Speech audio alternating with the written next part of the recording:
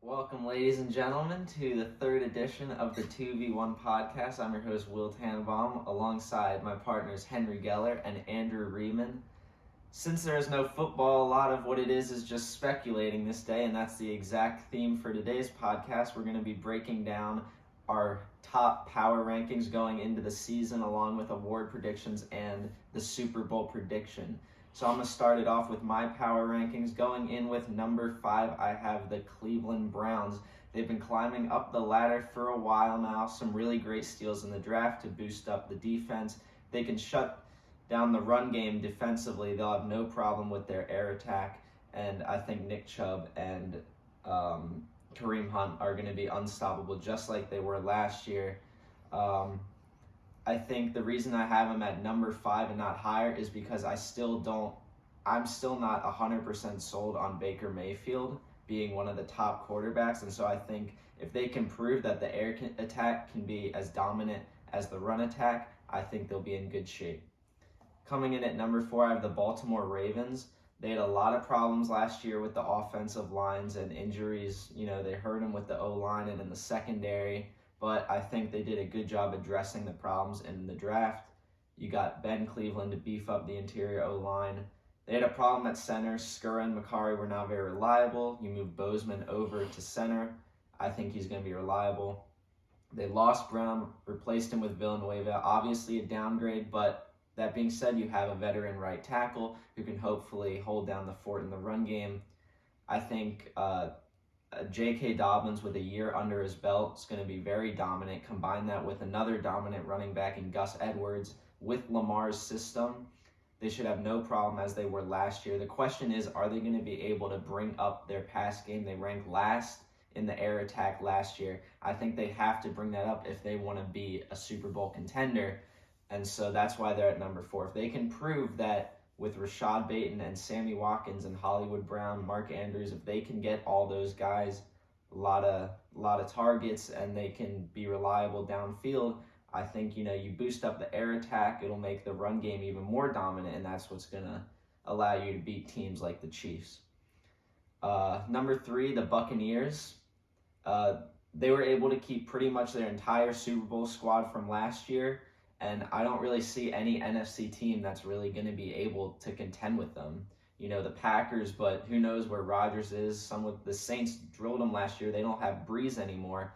I really don't think there's going to be any team that's going to stop Tom Brady and the Buccaneers from making a Super Bowl run. You already have a great D-line there that's going to be dominant over most offensive lines.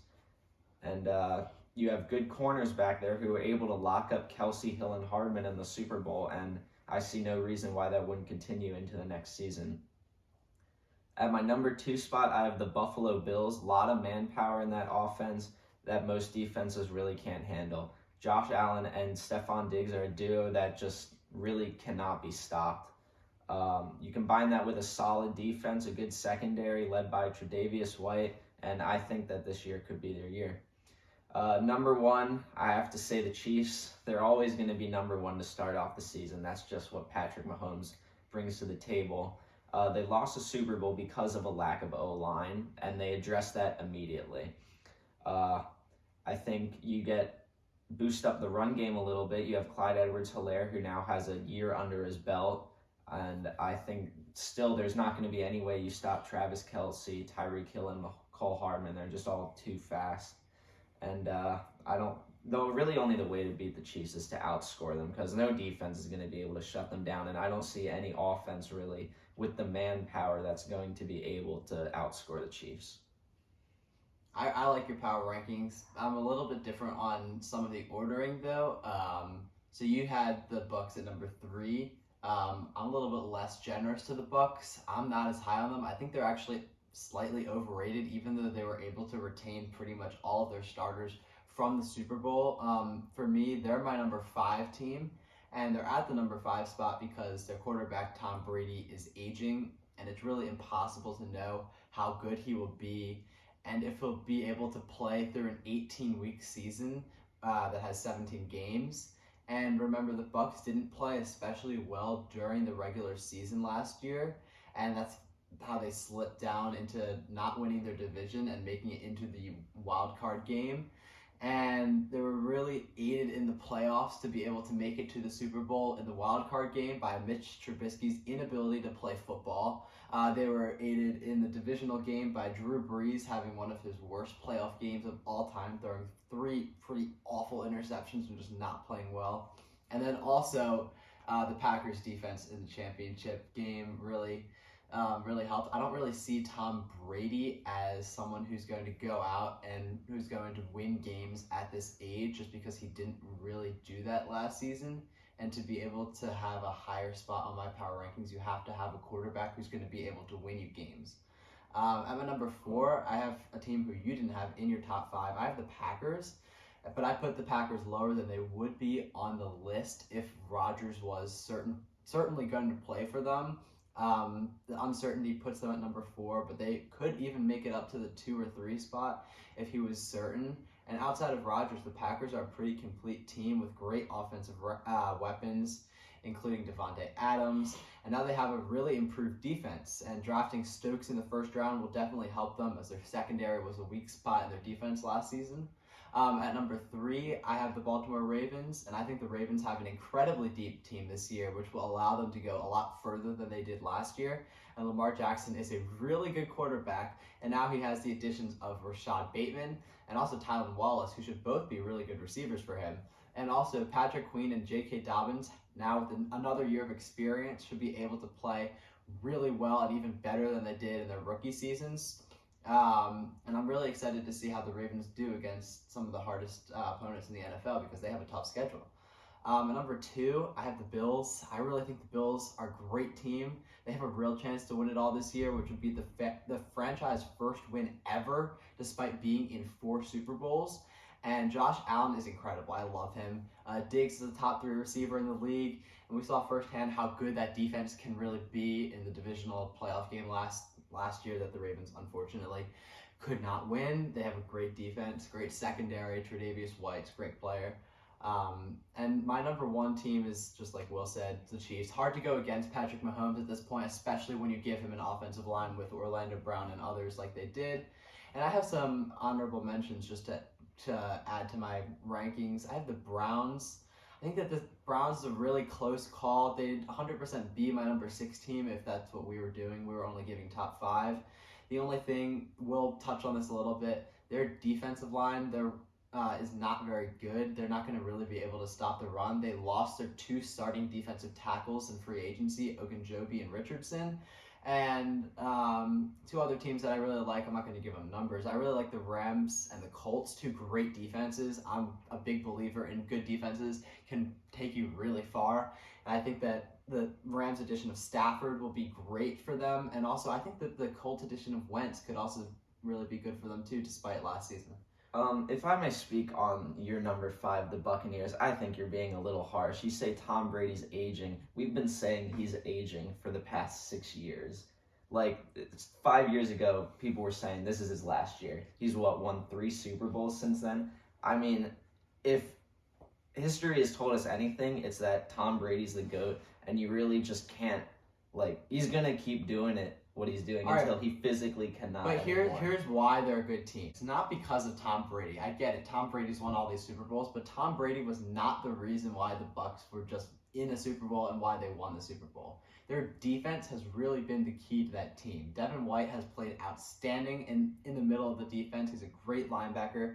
They've had great pass rush, led by Shaq Barrett, JPP, and their secondary played really well too with the rookies that they added last year. And I think that defense is really enabling them to go really far. And the fact that Brady has a good offensive weapons who he can throw to, like Godwin, and even a guy like Scotty Miller who can just torch a defense like the Packers. I think that really you could plug in any quarterback to play there. I think Jameis Winston would have gone really far there if he was playing quarterback, just because of how deep that team is. They're number 5 because I think they're the weakest position is quarterback. I think I think that's completely idiotic. Jameis Winston wouldn't go. Tom Brady elevates those players around him. He's the reason why Scotty Miller is who he is. He's the reason why Godwin is such a good receiver. You heard Bruce Arians say a lot of the time, Tom Brady's doing a lot of the play calling most of the time. He runs that offense and he lifts because he's so good and so many players look up to him. He's the reason why that team is so good. Okay, players are looking up to him, but the guys who you mentioned, Chris Godwin, he had actually a better season without Tom Brady.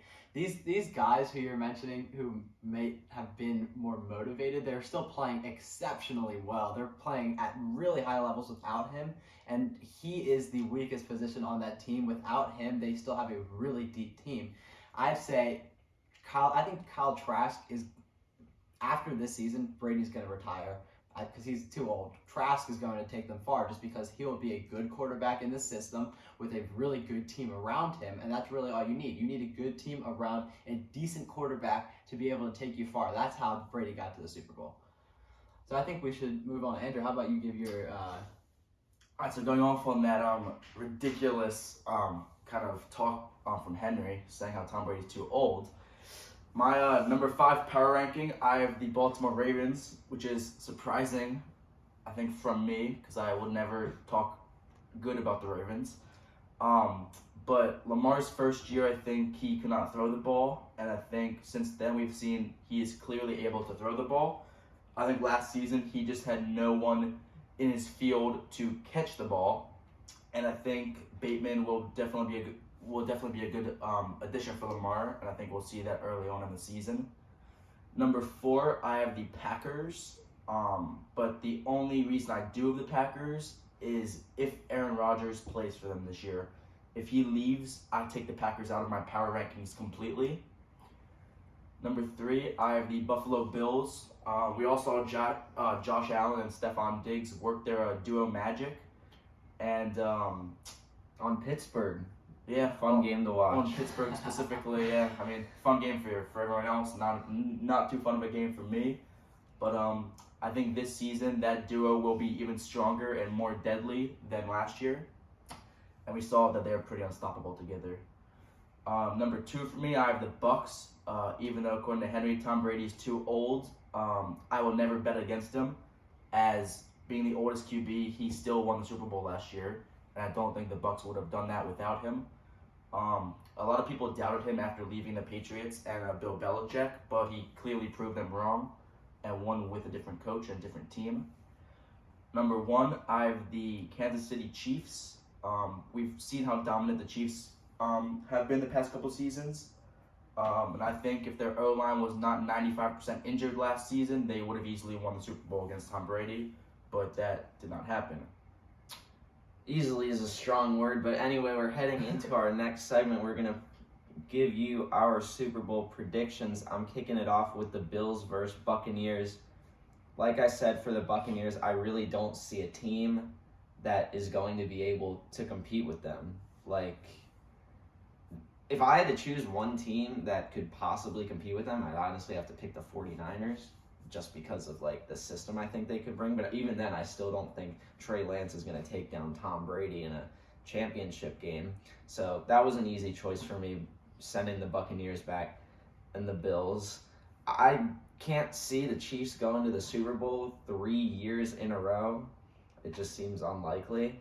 And I think, the Bills got so close last year, losing it in the championship. It's tough, but I think they're hungry. Diggs and Allen, they're hungry for more, and they're gonna come back, and I think they're gonna take down the Chiefs in the championship. My score prediction for that Super Bowl, I think the Bills win it with a field goal, 35-32. Well, I'll give you a team that can beat the Bucks, who can get to the Super Bowl. I'll take the Los Angeles Rams to get there because I put them in my honorable mentions in my power rankings, and I think the Rams have not a fully complete team, but they have a good team who can 100% make it to the Super Bowl, because as we know in the NFL, you don't have to be a number 1 or number 2 seeded team to get there. The Bucks were number 5 seed last season and got there, so you don't have to be that top seed, and I think that the Rams, especially adding Stafford, are going to be a good team.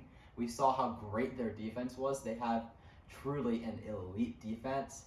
And I think that defenses, as we saw last year when Tom Brady didn't take the Bucs to the Super Bowl, but the Bucs defense was able to take them there, and they were able to beat up on Patrick Mahomes and win them a Super Bowl. We know that the defensive teams can take a team really far. And as I said earlier, I really love the Bills' offense and defense. So I have the Bills versus the Rams as my Super Bowl prediction. And the Bills are extremely complete team, and they have the potential to make it really far. And if I had to give a score prediction, two good defensive teams, but one offense that I think can 100% outshoot another. The Bills would be outshooting the Rams in this situation. So I would have 20-13 as my score prediction. The Bills would be beating the Rams in that case. All right, so kind of going off what Will said about his prediction, I also have the Bills versus Bucks. As no matter how old Tom Brady is, if he is in the league, I'm not counting him out, as he has put up a playoff and Super Bowl run pretty much every single year that he's been in the league. I have the Bills because I already talked about Josh Allen and Stephon Diggs, but I love that duo, and I think after last year, seeing their strength this year being even stronger than last year, I think they can go pretty far. And I actually have them pulling off an upset against Tom Brady because even though he's Tom Brady, he still loses games. And I would love to see Josh Allen and Stephon Diggs get a nice Super Bowl together. So I just have a question for both of you. Clearly, both of you are much higher on Tom Brady than I am at this stage of his career. So come September 26th of this season, at 4:25 in the new Rams Stadium, we have a game, Bucs versus Rams. Do you both think that the Bucs would beat the Rams at the Rams this season easily? It's interesting because you have to keep in mind early season, a lot of teams are still finding their stride and finding their sweet spot, what works for them. I'm going to say yes. Okay. Just because I think that the Buccaneers will be able to carry on what they did in the Super Bowl, while the Rams might still be working things out with Stafford and some of the new defensive acquisitions. I have a much better question. Since you say Tom Brady's old and has nothing left in his system, would the Bucs have won the Super Bowl without Tom Brady last year? No, yeah, as I said, that might have not won the Super Bowl, but just how their defense played, the amount of production that they got out of their defense really was the thing that carried them into that Super Bowl. Have you ever seen Patrick Mahomes look as bad as he did? The defense was terrorizing His him. whole line was injured, though. Well, yes, his whole line was injured, but the fact that you have a top 5 pass rush going at an injured line does not help. This defense was terrorizing him. The secondary wasn't letting anyone by them. Like, their defense was playing lights out the entire time. I think that if Winston was in there in that game, Winston would have beat Patrick Mahomes in the Super Bowl. I mean, you have to keep in mind there were a lot of little things that happened with the Chiefs. I think Kelsey had a big drop in that game. Forget which receiver missed it off the.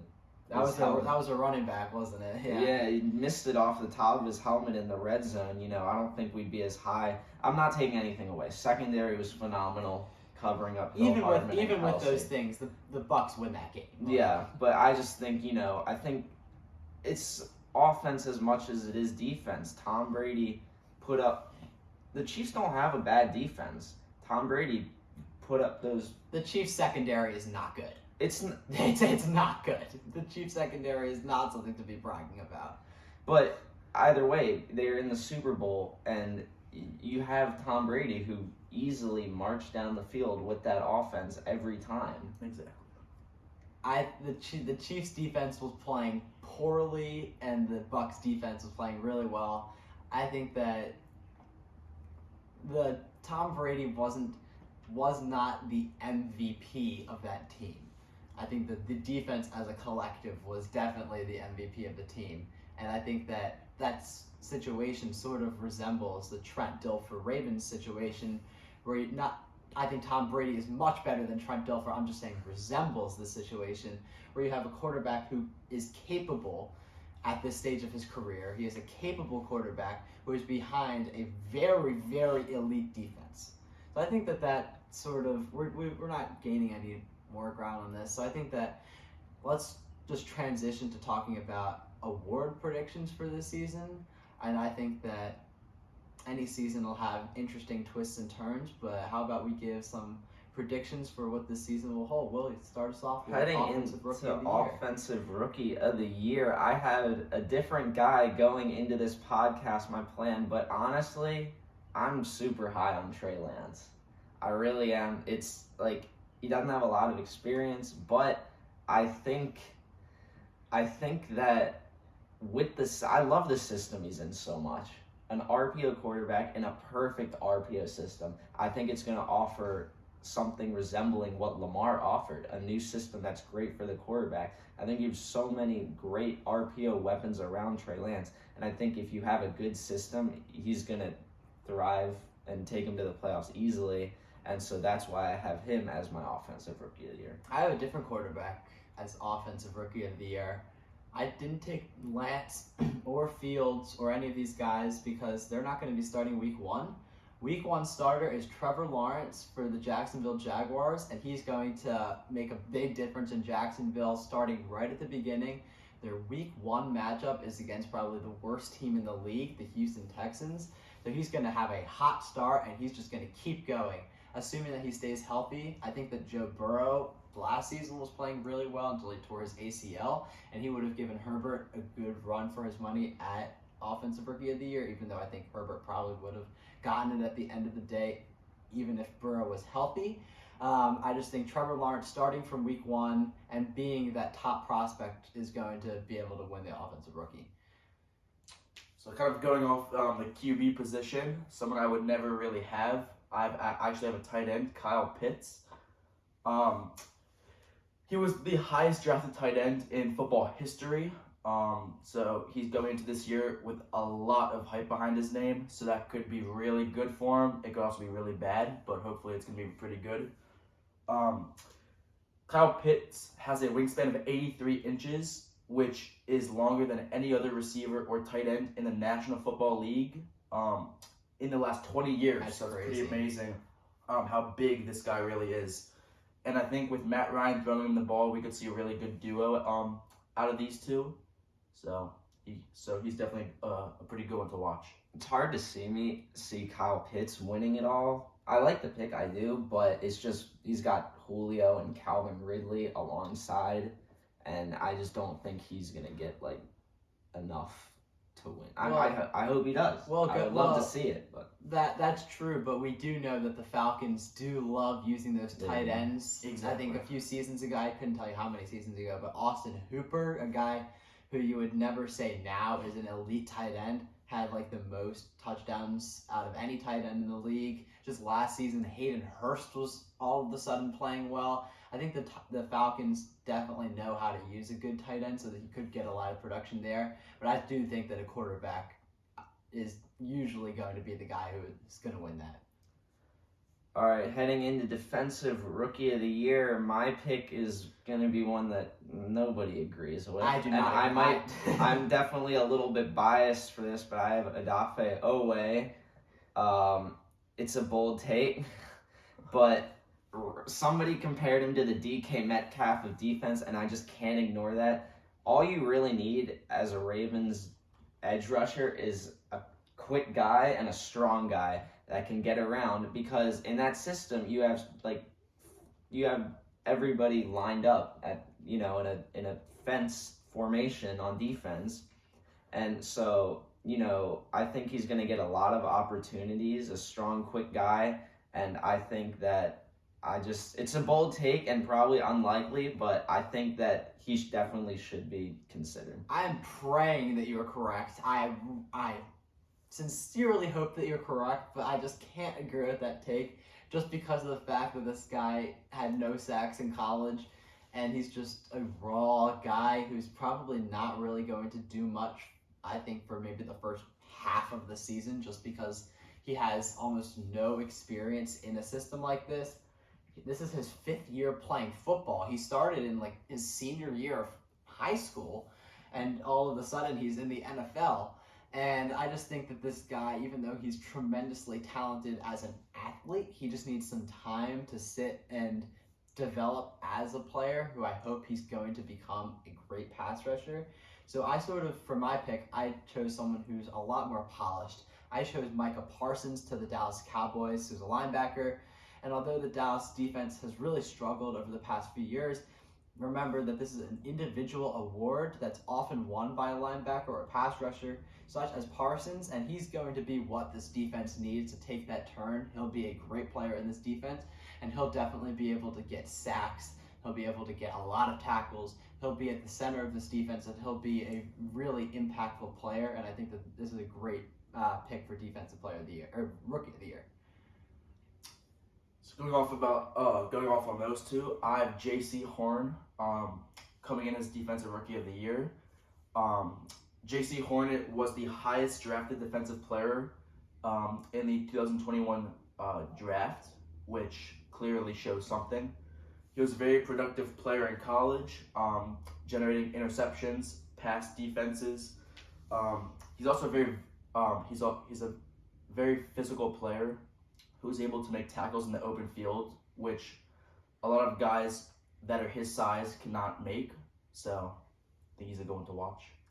The one thing I'd say about that, though, is there's not a lot of corners who win Defensive Rookie. It's definitely possible. If you have a lights out year as a cornerback, it's possible. I just probably think that the linebackers are a little bit more polished, so I think Parsons might be a little bit better to get that award. But hey, it's any given Sunday, anything can happen in football, so we really don't know too much about these guys because they haven't played a snap of football. So how about let's talk about the guys who we know a lot about already because they've been in football a while. Will, how about you kick us off for Offensive Player of the Year? My Offensive Player of the Year pick is Christian McCaffrey.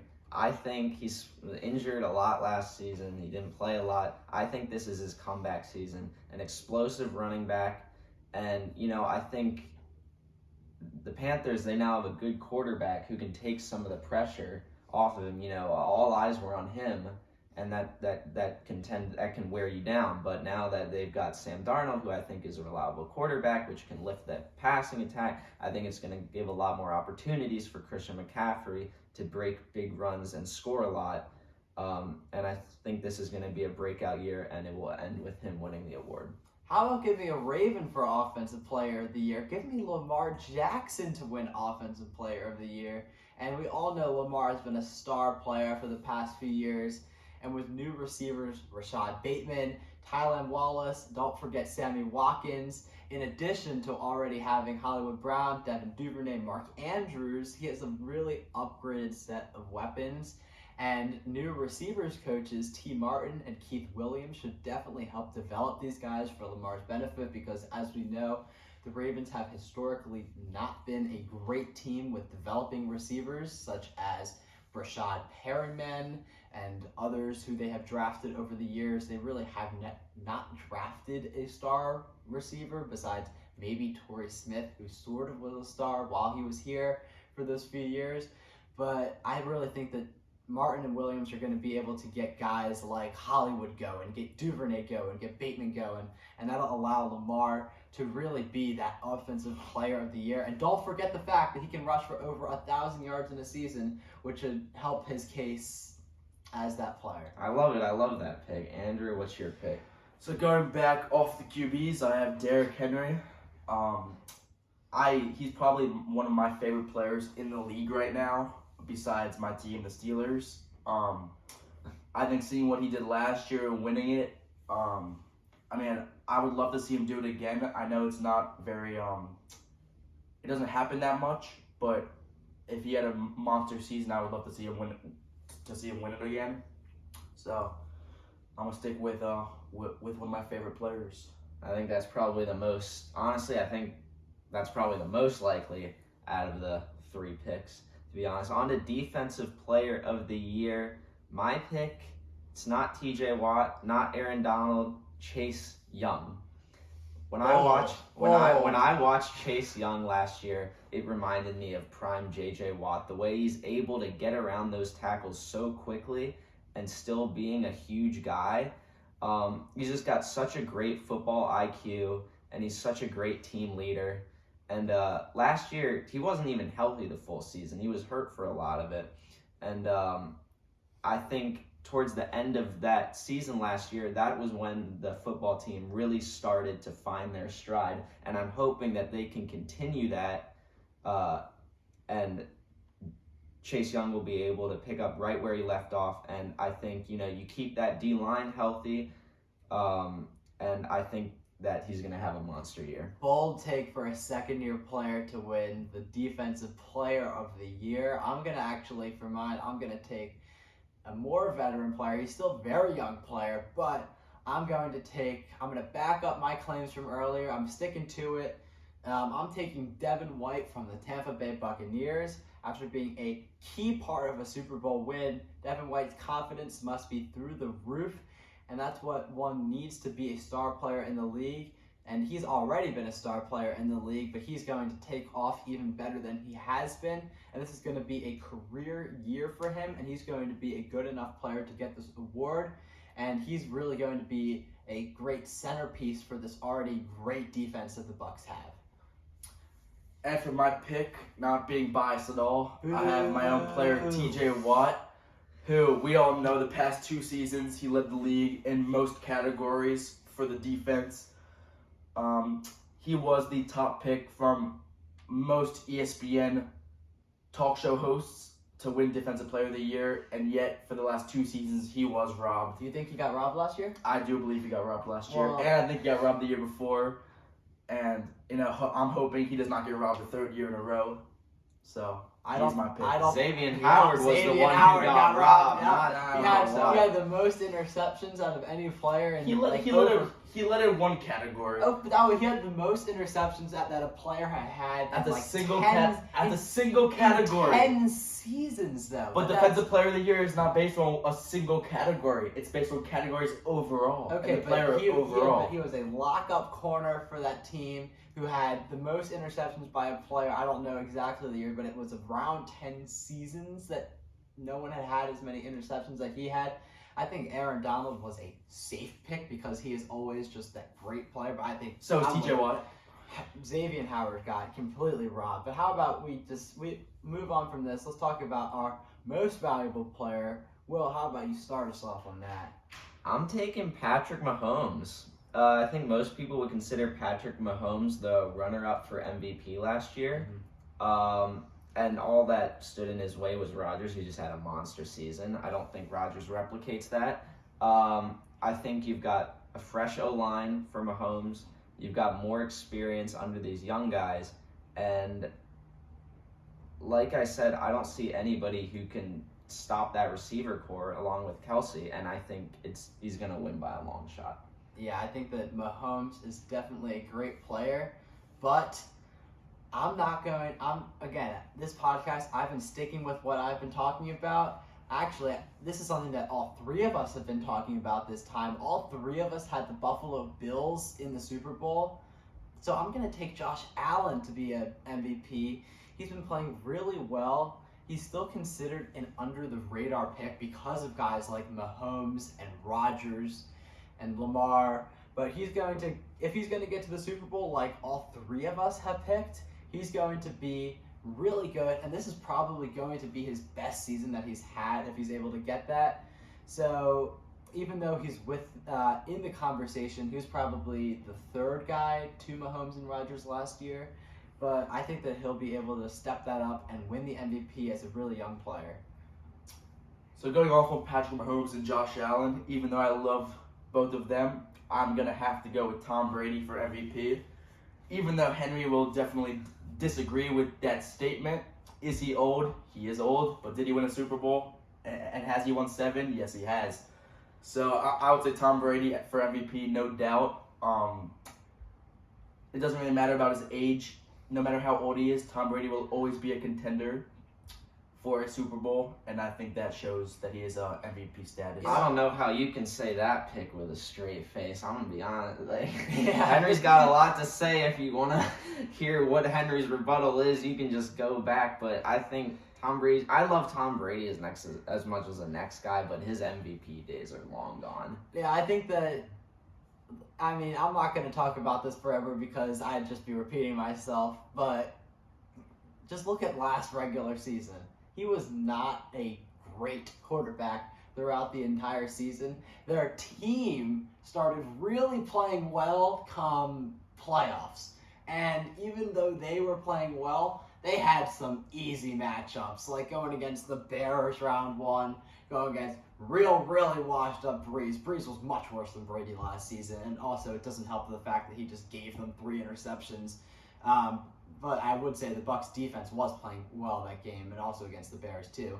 And then the Packers, that was a good game. That was a really good matchups, but there were some mistakes that we saw on the other side of the ball.